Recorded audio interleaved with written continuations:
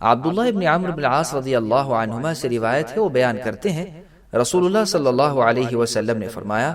ظہر کی نماز کا وقت جب سورج ڈھل جائے یعنی زوال کا وقت ختم ہو جائے، اور اس وقت تک رہے گا جب آدمی کا سایہ اس کے قد کے برابر ہو جائے، یعنی جب تک عصر کا وقت نہ ہو، اور عصر کا وقت اس وقت تک رہے گا جب تک کہ سورج زرد نہ ہو جائے، اور مغرب کی نماز کا وقت اس وقت تک شروع نہیں ہوگا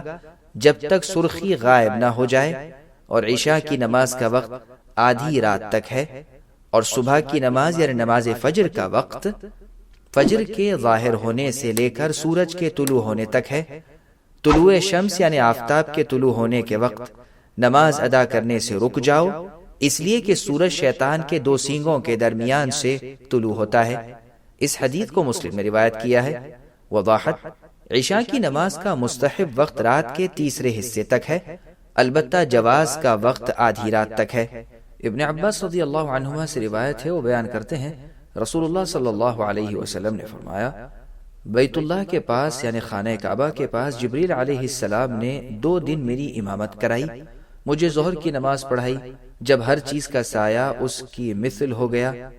مجھے مغرب کی نماز پڑھائی جب روزہ رکھنے والا روزہ افطار کرتا ہے یعنی غروب آفتاب کے وقت، مجھے عشاء کی نماز پڑھائی جب سرخی غائب ہو گئی، اور مجھے صبح یعنی فجر کی نماز پڑھائی جب روزے دار پر کھانا پینا حرام ہو جاتا ہے۔ جب دوسرا دن ہوا تو جبریل علیہ السلام نے مجھے ظہر کی نماز پڑھائی جب ہر چیز کا سایہ اس کے برابر ہو گیا، مجھے عصر کی نماز پڑھائی جب ہر چیز کا سایہ اس کے 2 مثل ہو گیا، مجھے مغرب کی نماز پڑھائی جب روزے دار نے روزہ افطار کر دیا، عشاء کی نماز رات کے تیسرے حصے کے اختتام پر ختم کی، اور مجھے فجر کی نماز نہایت روشنی میں پڑھائی۔ بعد از جبریل علیہ السلام نے میری جانب التفات کیا اور کہا، اے محمد صلی اللہ علیہ وسلم، یہ وقت آپ سے پہلے انبیاء کا ہے، اور نمازوں کے اوقات ان دونوں وقتوں کے درمیان ہیں۔ اس حدیث کو ابو داؤد اور ترمذی نے روایت کیا ہے۔ وضاحت: سورج کا سایہ مختلف شہروں میں مختلف ہوتا ہے، جو شہر خط استوا کے قریب ہے وہاں سایہ کم ہوتا ہے، اور جو شہر استوا سے دور ہوتا ہے وہاں سایہ لمبا ہوتا ہے۔ مکہ مکرمہ ان شہروں میں سے ہے جن میں سایہ کم ہوتا ہے۔ جب دن بہت لمبا ہو اور سورج کعبہ مکہ مکرمہ کے عین اوپر ہو تو کعبے کا سایہ نہیں ہوتا۔ اس کے ساتھ ساتھ یہ بھی ذہن میں رہے کہ کعبہ مکۃ المکرمہ کا وقوع روئے زمین میں بالکل درمیان میں ہے۔ نیز یہ بھی خیال میں رہے کہ پہلے دن میں جبرائیل علیہ السلام نے جب نماز کا آغاز کیا ہے تو اس میں وقت کا ذکر ہے، اور دوسرے دن جبرائیل علیہ السلام کے نماز پڑھانے سے مقصود نماز کا شروع کرنا نہیں ہے بلکہ نماز سے فارغ ہونا ہے،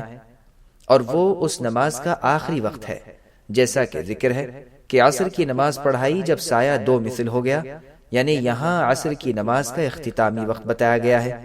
جبکہ اس کا آغاز 1 مثل سے ہوتا ہے۔ البتہ مغرب کی نماز کا وقت دونوں دنوں میں ایک ہی ہے، جس سے معلوم ہوتا ہے کہ مغرب کی نماز کے وقت میں گنجائش نہیں ہے، اور حدیث میں یہ وضاحت کہ یہ آپ سے پہلے انبیاء کے اوقات ہیں، اس سے مقصود مکمل مشابہت نہیں ہے، مقصود صرف نمازوں کے اول و آخر اوقات ہیں، واللہ اعلم۔ ابن شہاب تابعی رحمہ اللہ سے روایت ہے، وہ بیان کرتے ہیں کہ عمر ابن عبدالعزیز رحمہ اللہ، جو خود بھی ایک تابعی ہے، انہوں نے عصر کی نماز کو وقت سے ذرا مؤخر کر دیا، یعنی تھوڑا تأخیر سے پڑھائی۔ عروہ رحمہ اللہ جو تابعی ہیں، انہوں نے ان سے کہا، خیال کیجئے بلا شبہ جبرائیل علیہ السلام نازل ہوئے تھے، انہوں نے رسول اللہ صلی اللہ علیہ وسلم کی امامت کروائی تھی۔ عمر بن عبدالعزیز رحمہ اللہ نے ان سے کہا، ہوش سے بات کریں اے عروہ، آپ کیا کہہ رہے ہیں؟ عروہ نے بیان کیا، میں نے بشیر ابن ابی مسعود رحمہ اللہ سے سنا، انہوں نے کہا کہ میں نے ابو مسعود رضی اللہ عنہ سے سنا، انہوں نے کہا کہ میں نے رسول اللہ صلی اللہ علیہ وسلم سے سنا، آپ فرما رہے تھے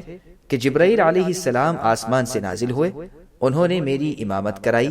میں نے ان کی امامت میں نماز ادا کی۔ یہ جملہ 5 مرتبہ دہرایا۔ ابن مسعود رضی اللہ عنہ سے روایت ہے، وہ بیان کرتے ہیں کہ نبی صلی اللہ علیہ وسلم کی ظہر کی نماز پڑھنے کا وقت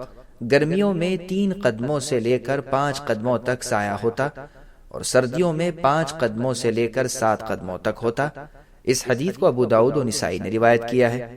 وضاحت: گرمیوں میں ظہر کی نماز ادا کرنے کا وقت اس وقت شروع ہوگا جب انسان کا سایہ اس کے 3 قدموں سے لے کر 5 قدموں تک ہو، اور سردیوں میں اس کا سایہ 5 قدموں سے لے کر 7 قدموں تک ہو، یعنی اصلی سایہ اور زائد سایہ دونوں کا مجموعہ یہ ہو۔ واللہ اعلم۔ سبسکرائب کیجئے ہمارے چینل اور دبائیے بیل کا آئیکن تاکہ آپ کو ریگولر نوٹیفیکیشن اپڈیٹس مل سکے۔ واتقین اللہ